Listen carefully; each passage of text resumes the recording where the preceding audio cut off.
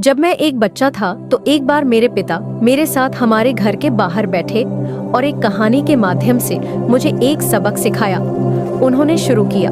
बहुत समय पहले दो दोस्त थे। एक को प्रकाश पसंद था और दूसरे को अंधेरा पसंद था। एक दिन एक बुद्धिमान और पवित्र व्यक्ति उनके पास एक चमकता हुआ दीपक लेकर आया और बोला, इस प्रकाश को लो तुम दोनों और ईश्वर के पहाड़ तक यात्रा करो। इस प्रकाश की रक्षा करो, इसे खोना मत और इसे बदलना मत, क्योंकि यह प्रकाश वह सत्य है जो तुम्हारे कदमों का मार्गदर्शन करेगा।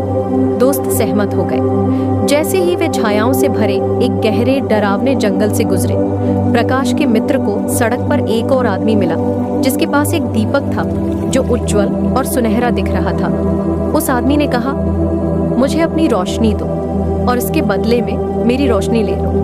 लेकिन प्रकाश के मित्र को पवित्र व्यक्ति के शब्द याद थे और उसने उत्तर दिया, नहीं, मुझे दिया गया प्रकाश पवित्र है, मैं इसे नहीं बदलूंगा। और उसने अपनी यात्रा जारी रखी। अंधेरे को पसंद करने वाला दोस्त भी उसी रास्ते पर चला। जल्द ही उसे एक आदमी मिला जिसके पास एक दीपक था जो बिल्कुल उसी के जैसा दिखता था। उस आदमी ने कहा, मुझे अपनी रोशनी दो और मेरी ले लो। अंधेरे के मित्र ने दीपक को देखा और सोचा, वे एक जैसे हैं, क्यों नहीं? तो उसने बिना किसी झिझक के अपनी रोशनी बदल ली।